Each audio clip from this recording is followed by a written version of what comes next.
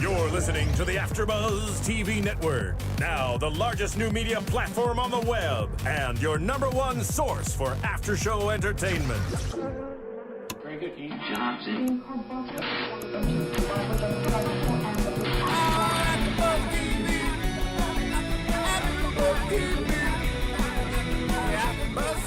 the AFTERBUZZ Studios in Los Angeles, California, and streaming live on Ustream, this is AFTERBUZZ TV for Desperate Housewives. We'll break down tonight's episode and get you all the latest Desperate Housewives news and gossip. If you'd like to buzz in on tonight's show, you can buzz us at 424-256-1729. That's 424-256-1729. And now, picking up where the show leaves off and the buzz continues, it's AFTERBUZZ TV for Desperate Housewives. Hello, everybody. This is Roxy Striar speaking, along with Sarah Stratton. Hello. And in the booth, our lovely DJ Jesse Janity. What up? Who actually watched with us, so we will be getting his input as well. And I think we also have Heather calling in, so somewhat full house, kind of, maybe. Yeah, next week Derek Shore will be with us. Yes, of course. I'd just like, before we start, to say, right before we went on air, Sarah turned to me and said, "Do you think you'll be a desperate housewife?" Are you kidding me? Did you ask me on purpose right before we went on so I couldn't yell at you? What is that?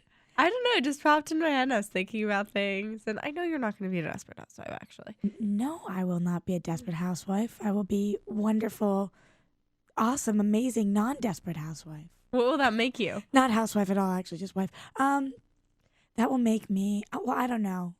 Okay. Most similar on the show. Who am I most similar to? Oh, that's so difficult. I don't even know. We'll We'll have to think about this as we can think about it. Okay, so we see it a lot in this episode. I loved the episode. It was a great thing to start off the season, bring everyone back. Yep. It was very full circle, as you were pointing out, most episodes are. Mm-hmm. And it actually ends, the episode ends where we pick up the very first episode of the very first season, which is a very interesting way because, as we know, this is our final season. No. So it's like, welcome to the end. Yeah. Our welcome to the end episode. But it was funny as hell.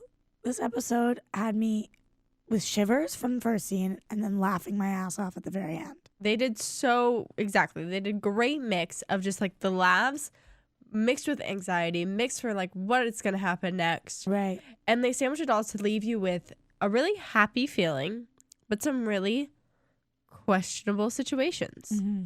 I feel like so much happened that I kind of need to be reminded as this episode's going through. So let's try to just go almost situation by situation. Right now on screen, we see it opens up with them burying Gabby's husband. Father. All my words are messed up. Gabby's father, Mr. Gabby, older.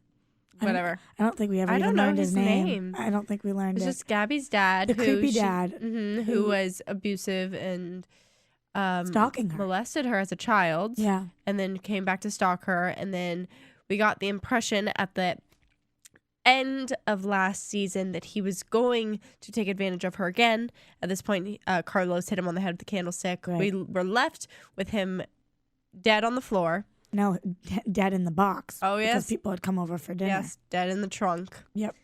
And then we picked up with them carting him off as a group of friends into the woods. Yes, we did.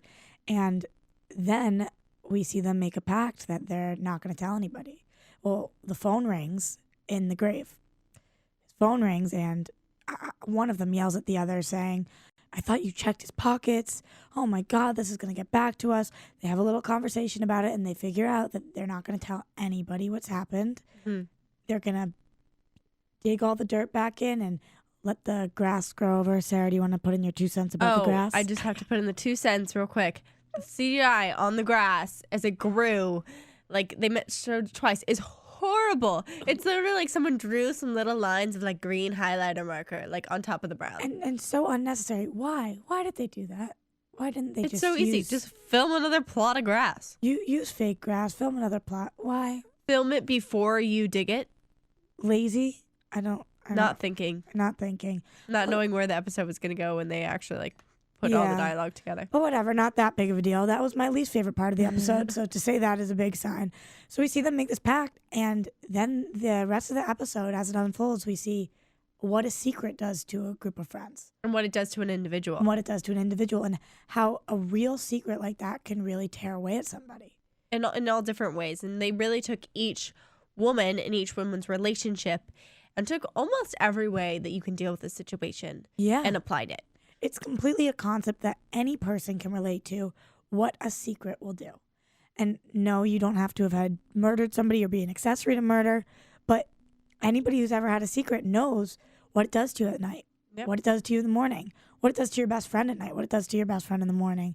And everybody deals with it differently. And like you're saying, they really hit the nail on the head here, getting all the different versions of how people deal with it. You know, we see Bree, who is this person who, I hate to say it, but has done this a time or two before.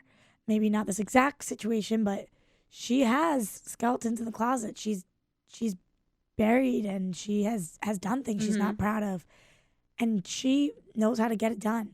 She says, the hardest part is over. Now let's put the dirt in and let's move on.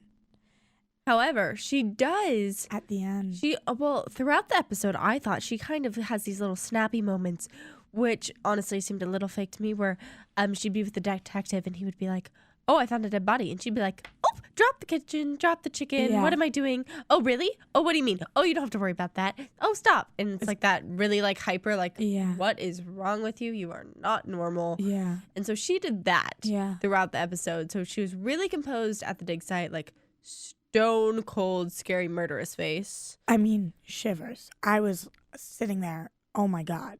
Yeah. Scary. Creepy. But then like she gets back to the lane and it's like those little like, oh, I'm going to try and cover it up by my voice getting really high and me going, oh goodness, no, we don't need to So do you that. mean fake it a good way? Or do you mean Marsha Cross wasn't doing her job? I just remember this one point where they were in bed and it was her and the detective and he mentioned how her friends like didn't like him. Oh, yeah. Like part of it just seemed a little fake in a bad way, like bad acting standpoint. But then the rest was good. It was just like a little couple of moments of like, oh, I have to gasp here type thing. Yeah, stage directions tell me to gasp. Stage directions tell me to drop knife. I know what you mean. I think, but that's so hard to do. I was going to say, I think for the most part, she really does kill it. She does an awesome job. And I think her character has, I would say, arguably the most sides to her. You know, there is that stoic. There is that sexy. She's kind of changed a lot. She's had the biggest character arc for sure. She's all over the place. So it's hard. You know, when they're... And acting surprised, when someone tells you to act surprised, is probably one of the hardest things to do, in my opinion. And when she was originally cast, this was not what she was cast for. You know, and she's really had to grow as an actress. And I think she does as good of a job as you could expect her to do always, and most times better. And she was originally cast for, what was it? No, I'm saying not. She was cast for this frigid bitch kind of. Yeah, which is not who she's developed into. Okay, right. So I'm just saying she really has done a pretty good job shaping herself, and you know, this sexy neck biting character that we see on screen right now is not who we usually see her as. You're right. 7 years ago now. Yeah. 8 seasons. This is the AC. Yes. Yeah. So it was definitely a different person. Yeah. No PDA out of the question. We never would have seen her in bed. You know. So she's dating a cop. She thinks she's sexy. She talks about sex all the time. It's weird. It's awesome. I think she's doing a pretty good job. But anyway, enough raving about the actresses because I love all of them so much. So I think we're moving on as it's going to how Gaby is dealing with this and how Carlos is dealing with this. Carlos being the only male character who knows. Yes. And the only reason he knows is because he did it. He did it. So they're dealing with it very separately. On the one hand, you have Gaby, who problem solved. She was staying up at night. She was worried about this man. She didn't know what to do with herself, and she's haunted by him, and now he's gone. And now her main concern is keeping everyone else's mouth shut. And Right. that's how she's like transpond whatever she's thinking. It's now I just have to make sure everyone's on my page. She's not even thinking really about her own emotions. She's thinking, let's do this. This is how we get this done. Nobody else can know. Protect my family, protect my husband, protect my friends. That's what she's thinking. Carlos is thinking, I'll never be I don't know how I can forgive myself. I don't know how God can forgive me for what I did. And this is a huge issue. Is what he did wrong? I don't know if it could technically be considered self-defense because he wasn't. I definitely think it actually would be considered self-defense in if the they court, you actually think? said something. Yes. Okay. Completely. I mean, she did, because, I mean, from whole backward, like, Gaby did tell people when she was younger, like, she told, like, the nuns or whatever, that she was being abused and they didn't believe her. And then she re-approached the subject later, like, before, like, last season or the season before. And last season. Yeah, she talked to them. So they've already established that he was abusive and hurt her. Like, that's already been, like, put in the open, and other people know it outside of their family. So it's not like it's something popping out of the blue if you're going to say, oh, I was afraid that he was going to do that again, because he already did it. But what he was not trying to do was kill her. And that, I think that is the only thing that technically can be considered self-defense for murder. I think it has to be an I think equivalent. sexual assault can too. You do? I don't would know. assume so. Jesse? Do you have any idea? Do you know? Like, I feel like that's totally, at least in my book, that's completely fine for you to defend yourself if someone's but trying not to defend like, yourself. Defend your spouse if somebody's Oh, trying yeah. to sexually assault that's totally them. That's what I was actually watching this. I was saying to myself, why didn't they go the route of self-defense? Because she had already. Remember when that episode last season when she went back? Was it back? yeah, and home? confronted. Yeah, Yeah. she went home and she confronted the nuns. Who to knew say, what she did? Yes. Yeah. And this is the same guy, right? Yes. So it's like she had a past with it. She confessed and dealt with it in the past, and she knew another incident was going to happen. Right. I do believe that you're allowed self-defense of your family, and Yeah. I believe this happened in her house. Yeah. Yes, he broke in.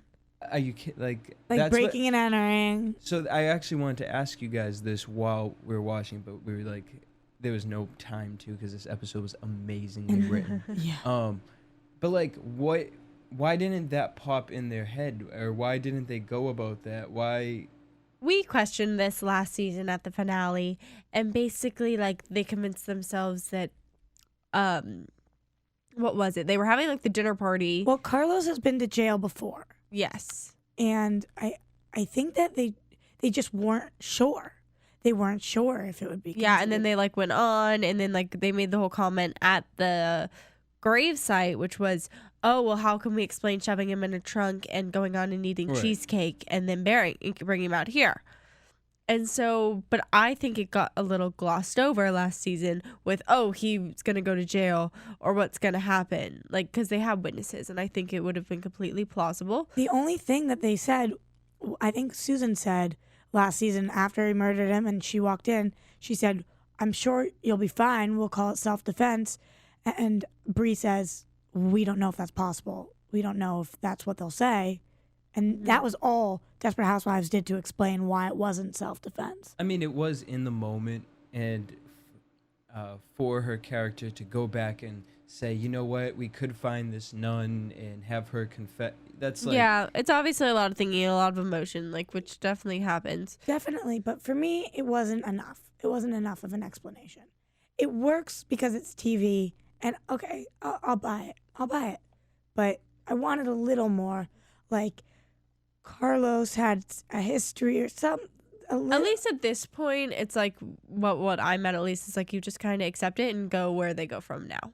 Yeah. You know, like, I'm not going to dwell too hard on yeah. it. I know what you mean. So I guess that's why. But, okay, and not in the opinion of the law. Because I guess we don't really know for 100% sure.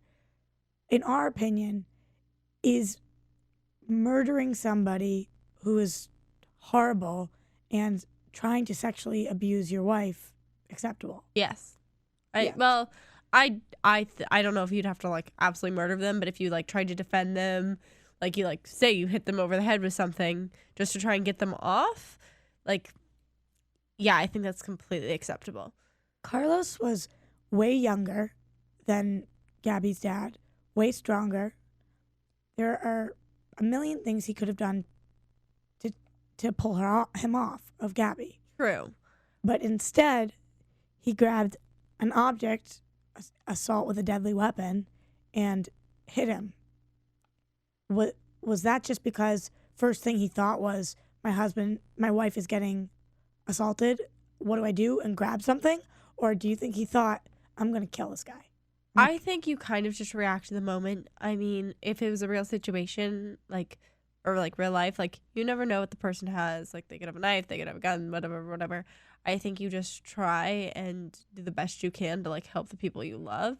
Mm-hmm. I mean, I don't think it's right to like, oh, I know you're defenseless, I'm gonna like hold a gun to your temple, like, you know what I mean?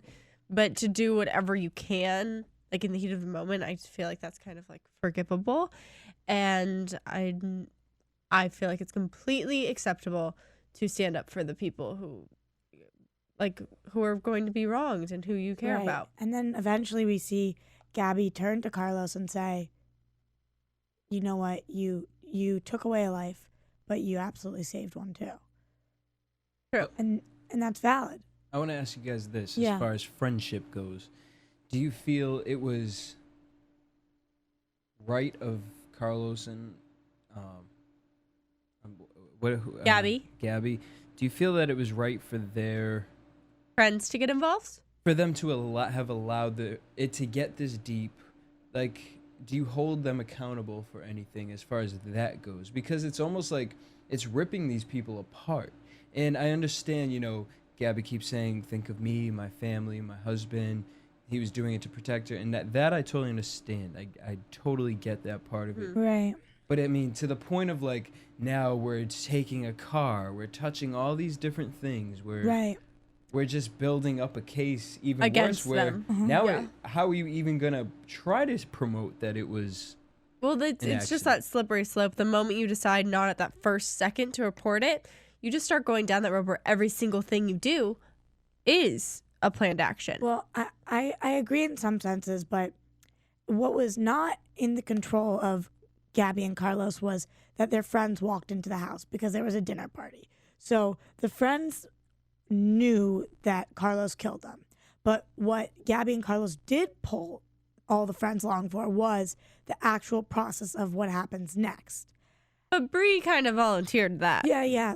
I'm not saying they pulled them and it was a hard pull, but they let them come. They let them join. Yes. I don't know how far a friend should go, how responsible a friend is at that point.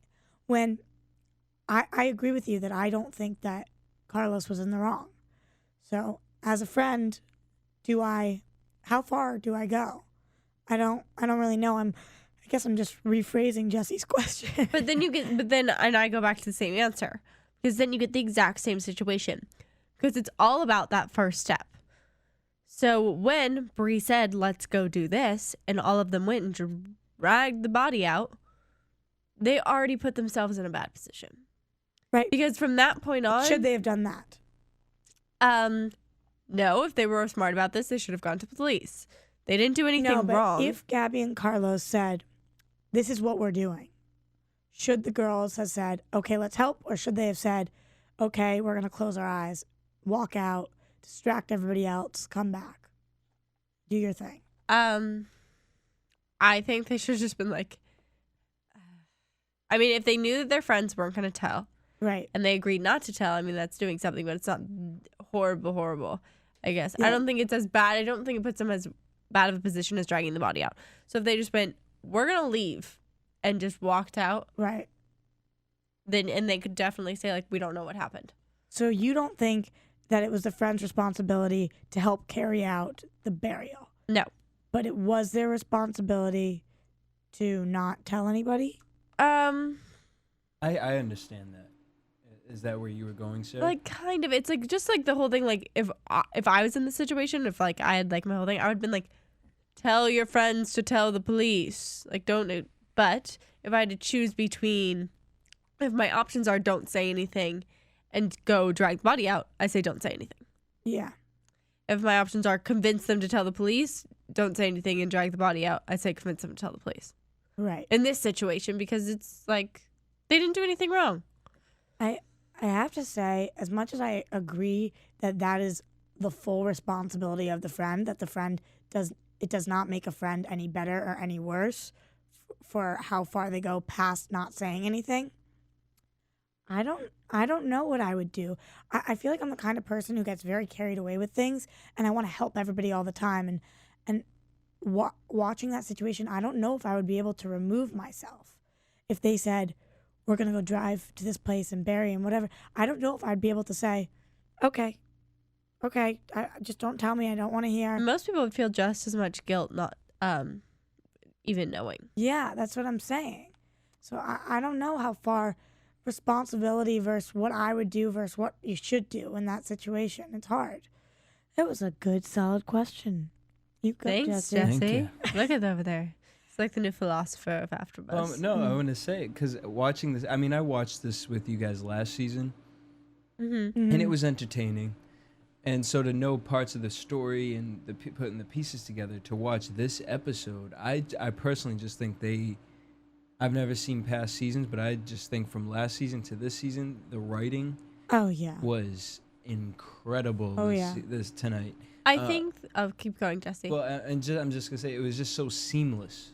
You Yeah. know, like with their stories last time, it was kind of like when Susan was going through her like I'm gonna die situation. There was so many like stretches that we just kind of had to believe in it. Mm-hmm.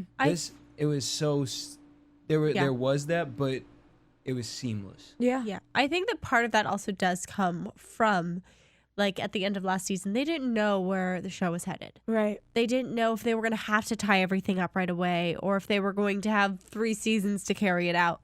Like, this season, I feel like the ladies and the staff and the writers really have the opportunity to not only wrap up this whole series that's been such a hit, but also all the women can, like, band together. Because I imagine that they're all friends because I love the show. But, like, You mean all the actresses? yes. And, like, when you have that communal thing, like, I feel like everything all goes better. Yeah, and it's about the writing, it's about the acting and the timing, and it's about the people. And you know, I think it like you're saying, it just went so. It was like boom, boom, boom, boom, boom, boom. Like everything, just it flowed, which made me anything that was questionable about plot made it okay for me. Yeah. Yeah, Well, it's like I feel like they know where they're going. yeah. They have a complete plan for this season. Yeah. And to wrap up the show, or so it seems. Hopefully, every episode will be a knockout like this one. You never know, though. I But my fingers are crossed. It also, so I don't know if you girls have watched this show called Pretty Little Liars. Yes, we've seen it. This kind of plays on the fence with that storyline. So, You mean Pretty Little Liars plays on the Yeah, fence of whoa, Desperate whoa, whoa. Housewives. Well, no, I'm talking about Respect the elders. I'm talking about the murder. I know, but fact this of it. started with that was the first plot line of Desperate Housewives season 1. Oh, somebody. Yeah, somebody- so the voiceover is somebody who was murdered. The person who's Oh. talking was somebody who was and murdered. the girls have covered And- it up. Yeah, and it's been covered up, and figuring out who murdered and what happened and everything and where the body went. And that was the whole like Paul Young storyline. Now, Beth. how long? I just want to get a grip for this season. How long did that whole like they felt guilty like carry on for? Because that's what I don't want to see with this season. I think it played out for almost 4 seasons, maybe. And it was a little different though. It was more of because the woman who was killed in the overriding monologue wasn't killed by the actual women. She was killed by someone else who lived on the lane. And the women had all been friends with her. Well, no, she was killed by Paul Young. Yeah, I'm saying she wasn't killed by it. Like, She was killed by another man who lived on the lane. Yeah. But I was saying that she was friends with the women. Yeah.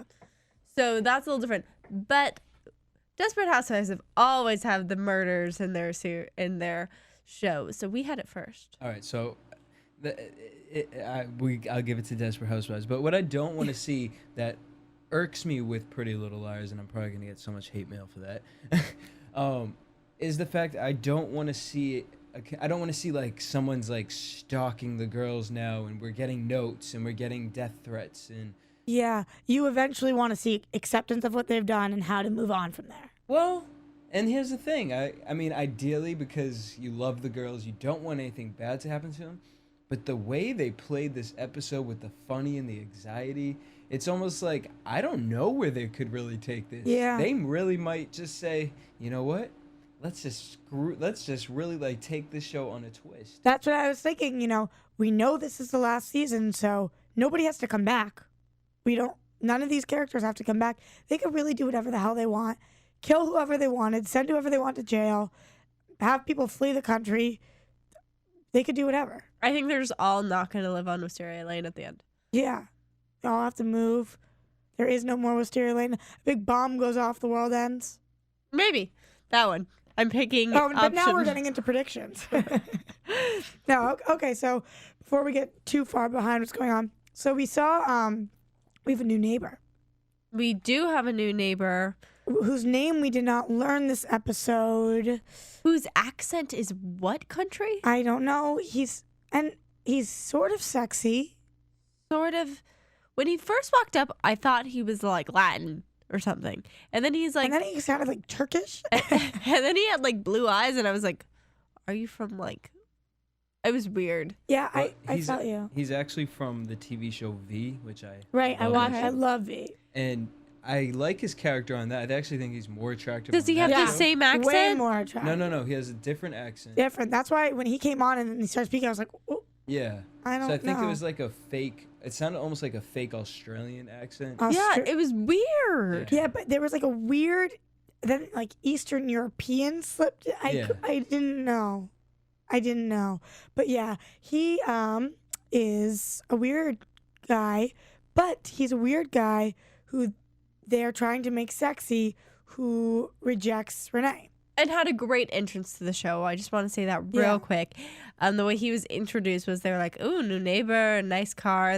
He's definitely Rich, single, single, yeah. perfect." And then Gabby goes on about like all the nasty things she'd like to do to him as he walks up behind Awesome. her, and I thought it was hilarious. It was awesome, and then introduces herself as Susan Delfino, yes, which was unbelievable. so Gabby. But about this introduction, this is really the only scene that Renee really takes part in.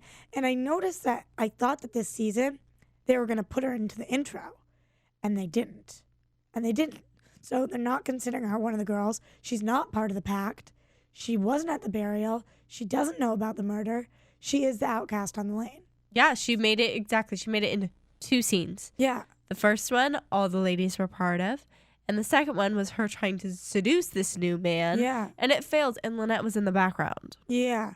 So I wonder why. I wonder if they're trying to weed her out and she's not as important this season, or if they're just trying to stick to the original crew, minus Edie.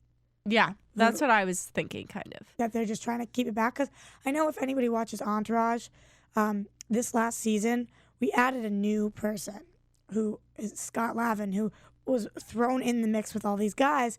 And there was a lot of mail saying, what the hell? You can't just add in.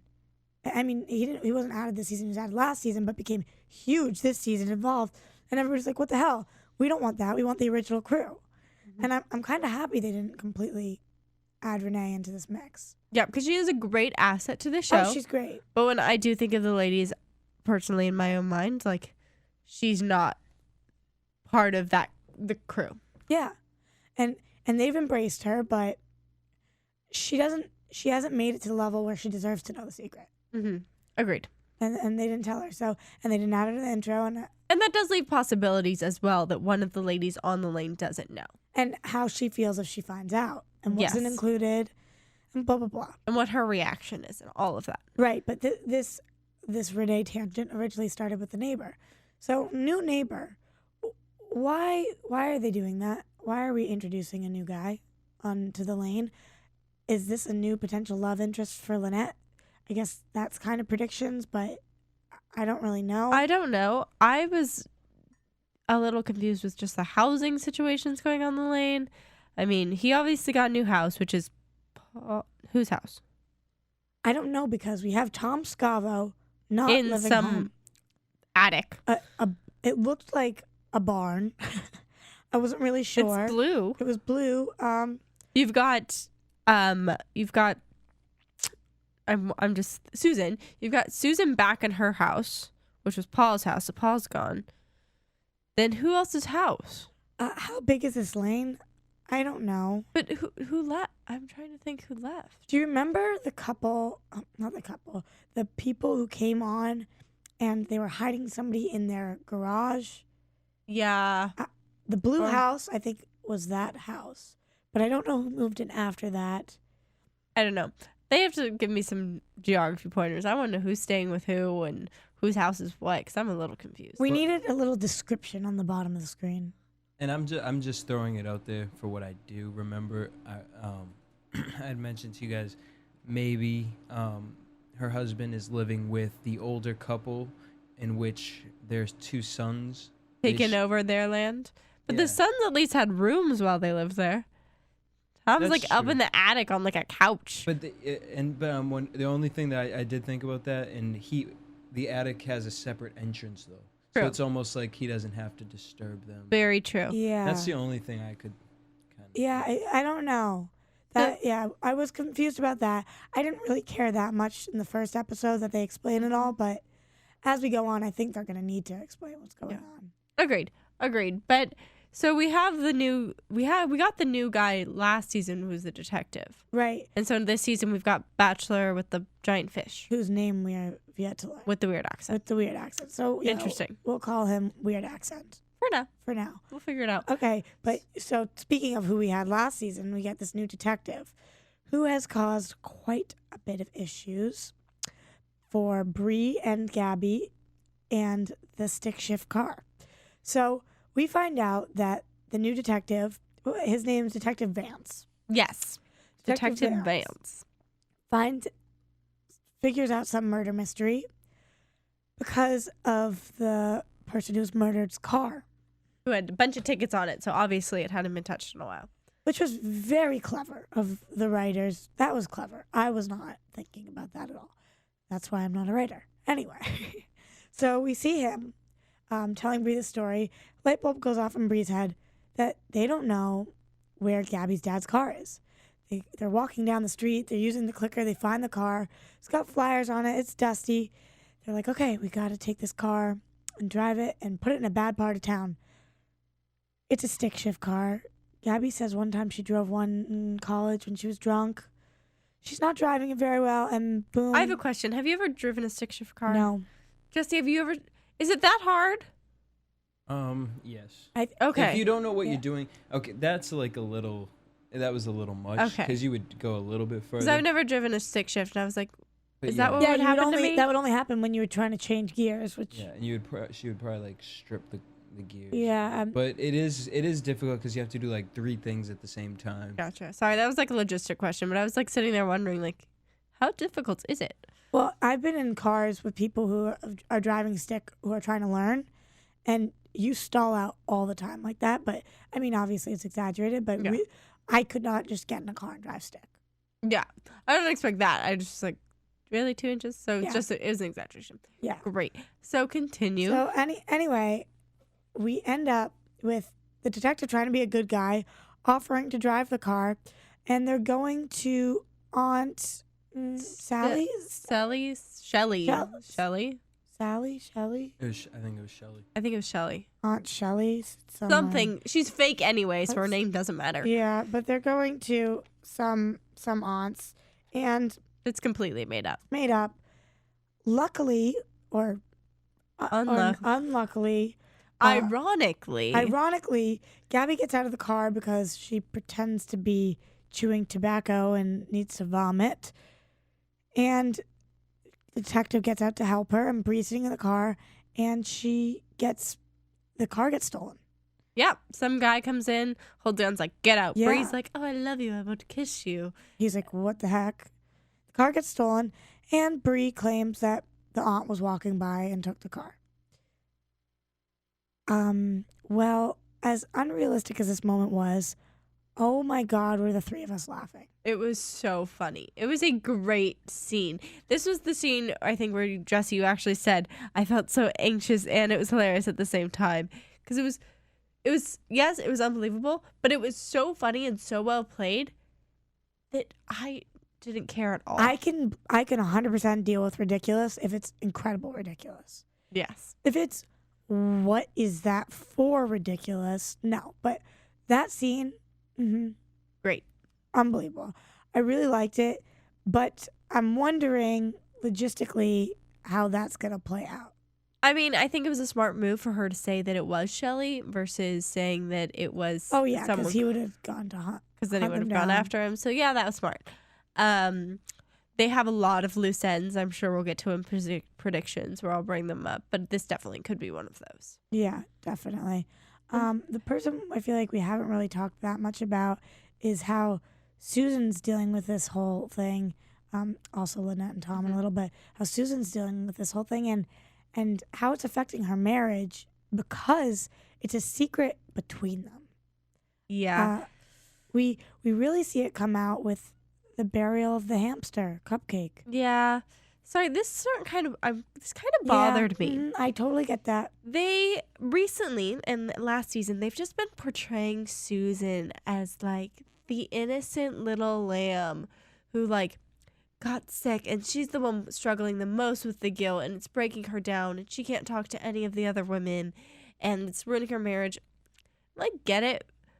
But I just remember like the old Susan who I felt like had a lot more backbone than she's been having. You mean the naked on camera dusting things, Susan, to save? Or just something. And like it's just been like, oh, she's so weak and fragile and let's like pick her up and comfort her all the time, Susan. That's the interpretation I'm getting. And we saw that she breaks down over like burying a hamster in class. It's like saying all these ridiculous things to these little kids. But I'm just like, I kind of wish it would be like, I don't know, what if they like, I kept thinking like, what if they had switched it? What if it was like Lynette who was the one who couldn't handle it? Even though Lynette's normally the strong one. You know what I mean? Yeah. So I was just kind of like, I'm sick of, I want Susan to be stronger and not be as like, oh, poor me. 100%. And I don't really know why they've done that. Why have they made Susan?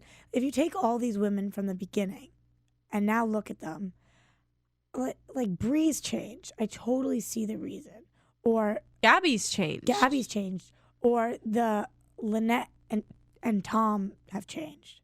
And all of them have, most of them, I would say, have gained things. Yeah, Susan's lost a lot. Yeah. But I guess... Like, she is a good mom. She's a good wife. Yes, that's very true. Right. But she's kind of just sad. I guess that happens to people, though. You know, I was looking at Desperate Housewives this episode, and I was thinking, well, that's a little unrealistic now that Bree's not married anymore and that Lynette and Tom are getting a divorce. But 50% of couples in America get divorced. True. And that's a statistic. That's legitimate. And I was like, why is everybody's marriage falling apart? Because people's marriages fall apart. Why has Susan gotten weaker? Because people get weaker. Because some people get weaker. And we can't just have everybody. True. You can't have everyone just keep rising. Right. It doesn't work that way. At the same time, I don't love the twist her character has made. But I do think it is a realistic one. Yes. But I as well would like to see her step up to the plate. And a little bit at the end we did. True. A little bit When at she the went end. up and stood up for her marriage and walked out the door and went to the barbecue. Yep. But There wasn't much of a barbecue, by the way. I know. But then realized eventually and said out loud, we're never going to be able to tell anybody this, are we? Mm-hmm. And Gabby says, are you going to be able to live with that? And she said, I'm going to try. And at the end of the day, that's really all she can do. Yes. But it sucks because a secret in a marriage, well, I'm not married, so I don't really know. But a secret in a relationship, it's a wall. It is. Definitely. And I do like how they kind of broke that wall at the end of this episode. Because right before they had this really serious conversation where Susan's like realizes it, what triggered all that was them falling in the pool. And that was really just so Desperate Housewives style. Have this funny, ridiculous moment Where that Gaby leads, jumps on her. yes, and leads them to an actual conclusion. Yeah. And I do relate to that because I think that does happen. I think you get pushed to the point sometimes where you do something ridiculous and you're like, why are we doing that? Yeah. Because there's a truth behind it. And so I thought that was really good. It was funny. Bree jumps in the pool, and you're like, why did you just jump in the pool? But then it kind of works. And And then then I was like, I don't really care. You guys look cute in the pool. And then they get out, and they're all drenched and wet and having a real conversation and looking like real people. yes. They, makeup aside, minus the eyeliner you pointed out on. Eva Longoria. She's just so beautiful, though. She doesn't even need it. But yeah, so I think that we should talk a little bit about Lynette, maybe, marriage. too. Speaking of Mhm. marriages, Lynette and Tom. I mean, we mentioned how he's not living home anymore, but this is something I really related to. Do you want me to describe it for you? Oh, no, we can keep my personal life aside here, but the using of men for comfort and sexual favors when that's not really long-term what you want from them. But when that's what they want from you. Okay, so Anyway. No, but so Lynette has a nightmare. She has a nightmare about Gabby's dad. Yes. And she's scared, so she runs over to Tom, and instinctively starts kissing him, which of course leads to them having sex. They're still a married couple. There's still something there. I wrote down very early on in this episode, above all, they're best friends. They are and they work awesome as best friends. They get each other. Their witty banter is undeniable. And the fact that he would even put up with this ridiculous thing of running across the street every morning so they could like hide it for a little while from their kids that they're separated. Because she has asked him to do that. Yes. Because they do care about each It other. shows, yeah, they do. Of course, you're not married that long. You don't have that many kids if you don't care about each other. It doesn't happen. Even if you end up getting divorced, it's not because you don't love each other at that point. It's not because you don't care. It's because something changed or something didn't work.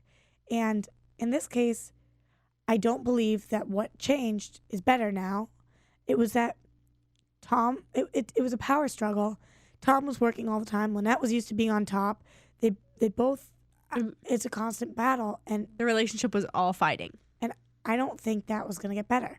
Tom was saying, there's a lot we need to work through. And Lynette realizes, no, it's just not going to work. Lynette was not down for the trying again. Right.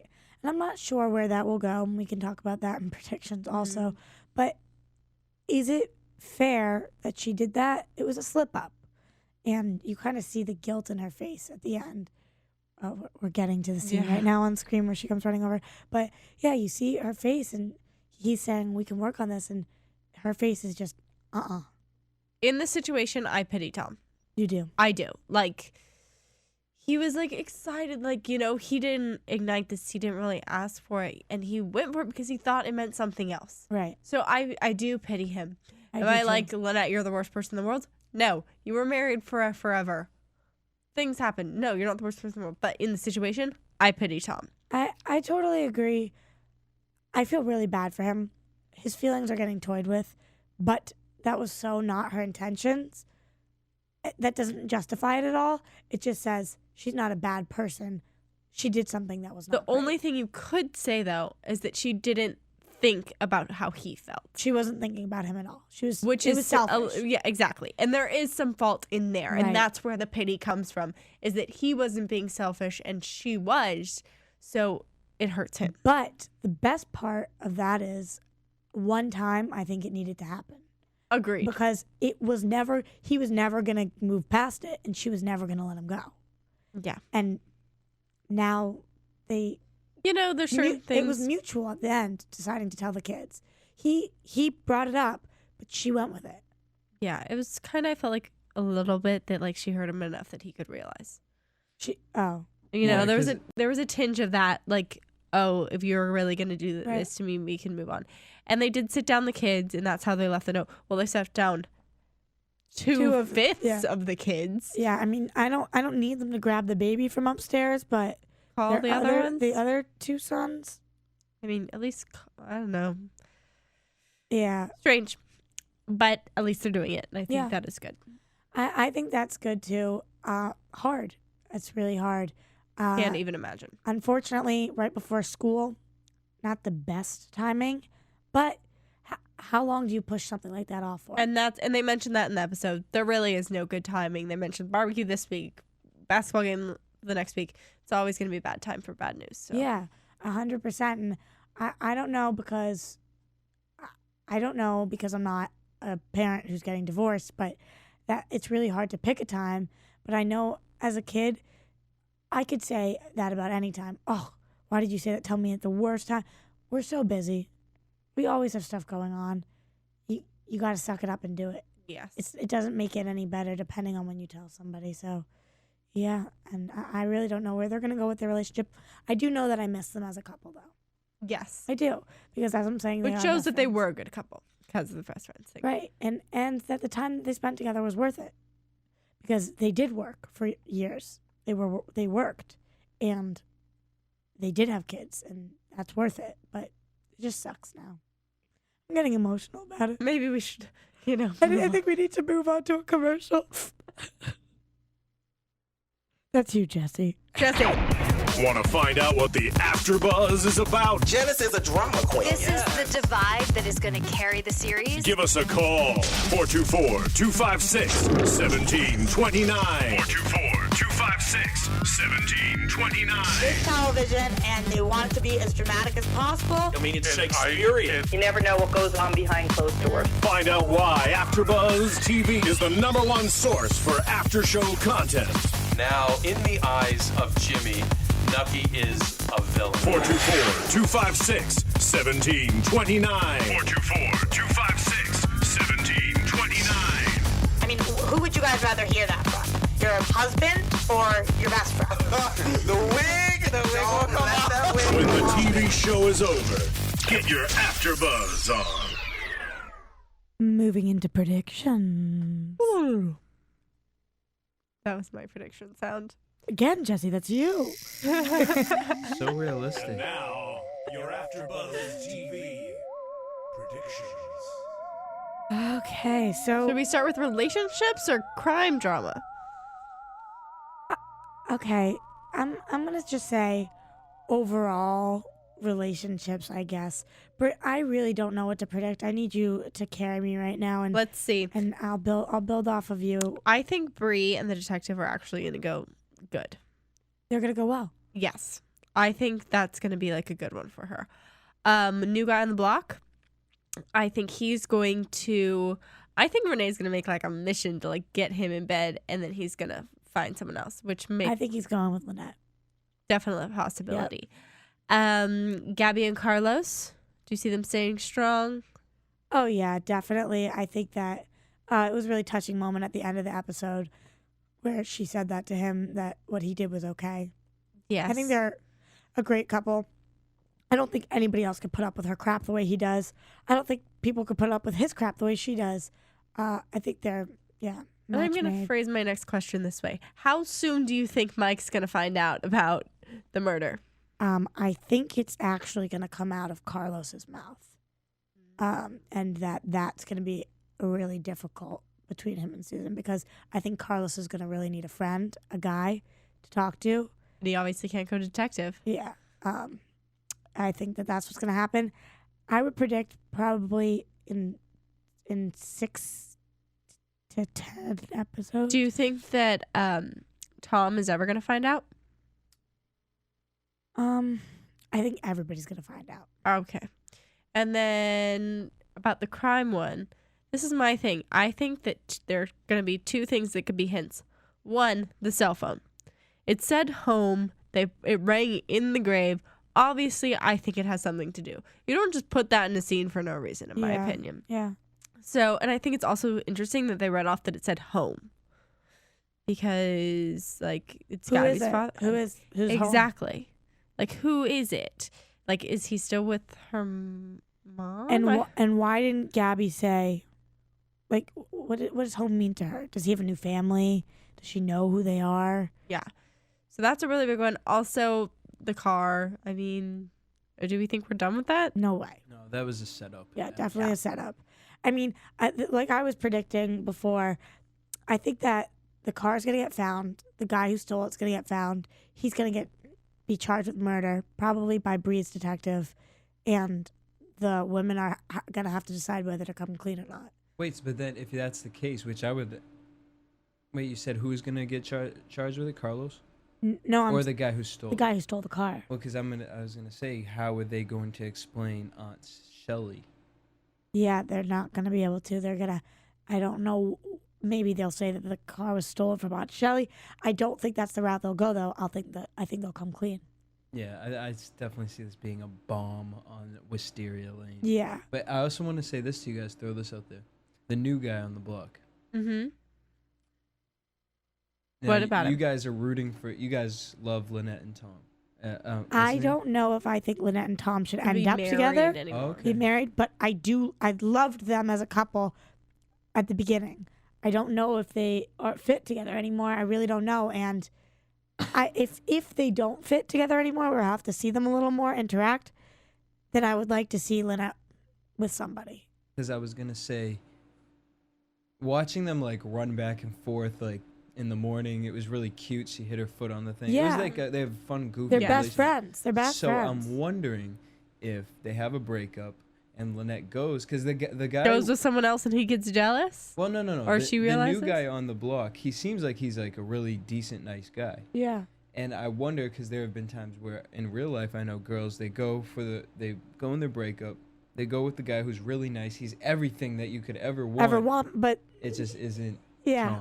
Tom. We'll see. Definitely a possibility. Been there, done that. And I just want to say I want to give one credit to Roxy before we go. We were watching this episode. You were predicting things left and right. I just think you deserve some credit. We're sitting on the couch. She goes, they're in the stick shift car. She goes, they're going to get pulled over by the cop. All of a sudden, the siren goes off. She goes, it's going to be the detective. All of a sudden, the detective goes up. We're in the car, and she did say, she goes, he mentions the tobacco, and she goes, oh, it's Bree's going to eat it. Oh, Gabby. And then Gaby did. But still, you were I said Gabby's going to eat it. No, you said Bree. No, and then it was Gaby. I definitely said Gaby. Are you kidding? He would have known if Bree ate tobacco. Maybe you thought you thought Gaby, but you said Bree. Well, you're you giving had me a lot credit. of credit. You're giving me credit, but I will say sometimes if I can predict a lot, it bothers me. In this case, it didn't. So I was just glad. But what's even more annoying is when somebody keeps predicting things out loud. So I'm going to... No, I thought it was hilarious. I like it when you do it. Well, you know, when you are seeing a movie for the first time and somebody else has seen it and they're like, oh, this part's the best. You can't believe what's going to happen next. You're like, shut up. Shut up.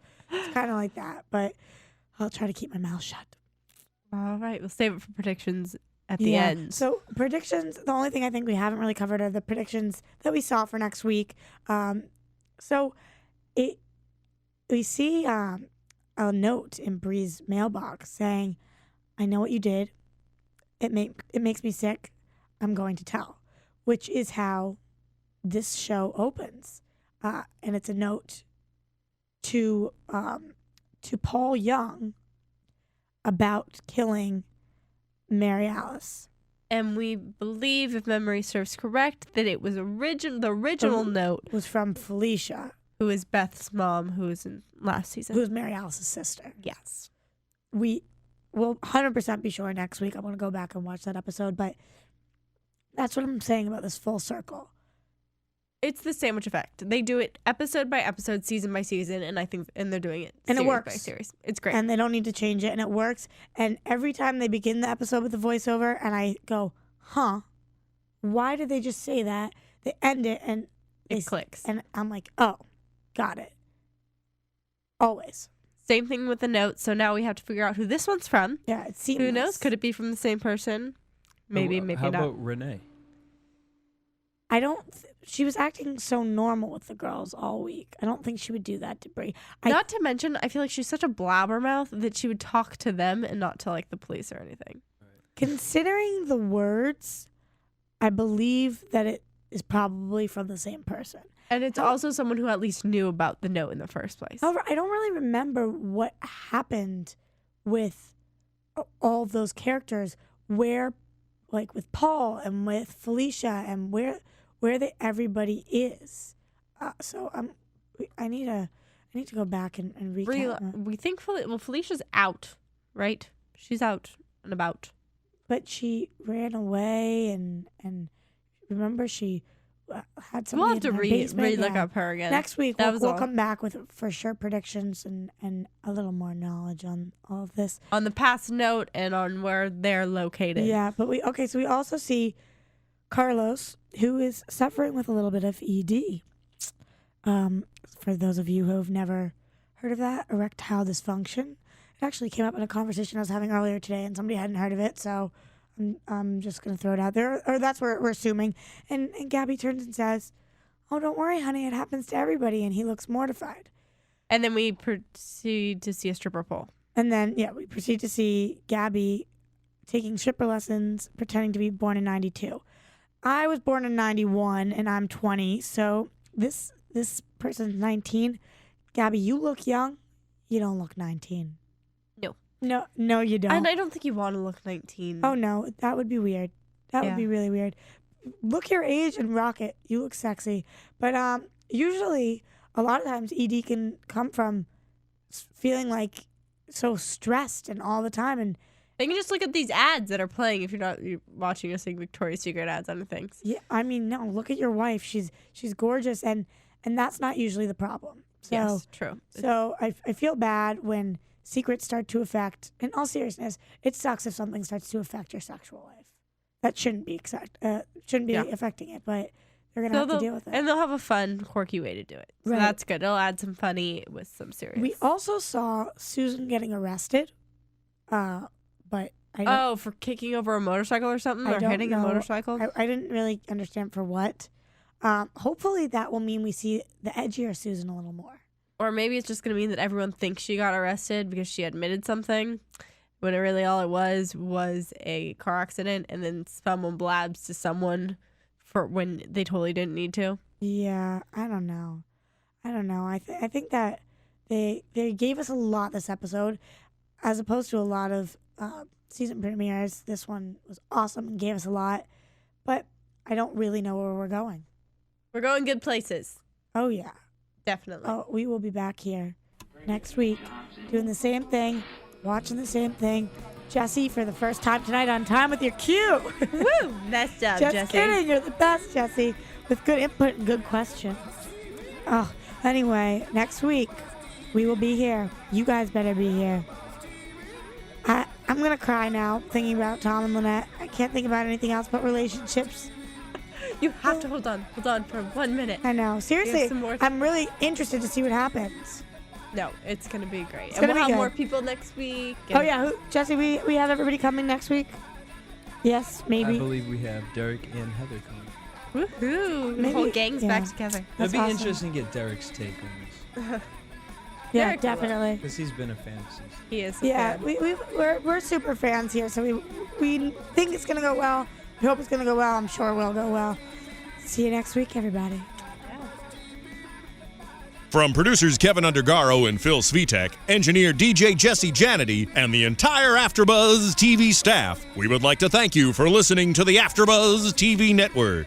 If you have questions or comments, be sure to buzz us at info@AfterBuzzTV.com. And you can find us on Facebook or follow us on Twitter by searching for AfterBuzz TV.